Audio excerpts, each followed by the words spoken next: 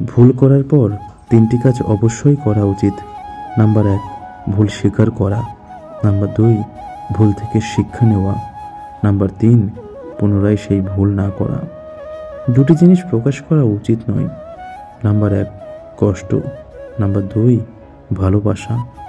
কারণ কষ্ট প্রকাশ করলে হাসির পাত্র হবেন, ভালোবাসা প্রকাশ করলে অবহেলার পাত্র হবেন।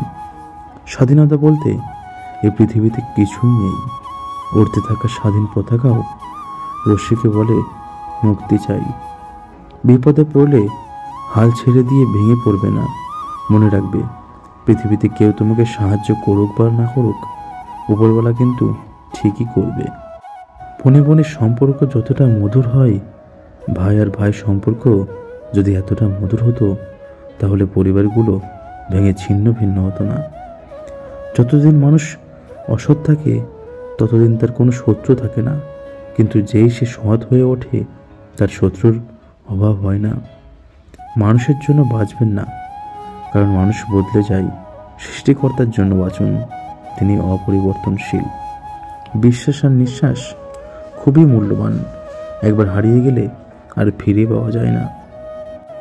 100 টাকার ঘড়িটাও যে সময় দেখাবে, 1 লক্ষ টাকার ঘড়িও সেই একই কাজের জন্যই ব্যবহার করা হয়। পার্থক্য কেউ প্রয়োজনে আর কেউ বিলাসিতার জন্য।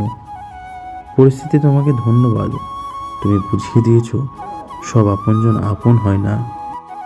আমি মুক্তি চাই শূন্যকার হাহাকার থেকে, আমি ফিরতে চাই মানুষের কলহলে, আমি হাসতে চাই ব্যর্থতার কান্না ভুলে, আমি বাঁচতে চাই অতীতকে দূরে ঠেলে, আমি হাঁটতে চাই নতুন এক পথ ধরে।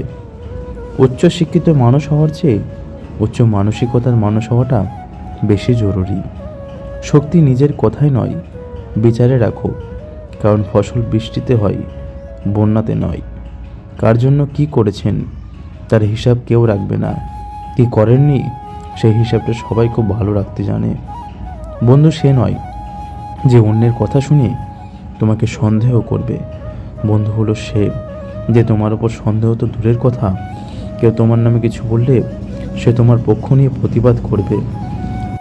যোগাযোগ নেই, অভিযোগও নেই, তবুও ভালো থাকুক তারা, ভালো থাকার জন্য ছেড়ে চলে গেছে যারা।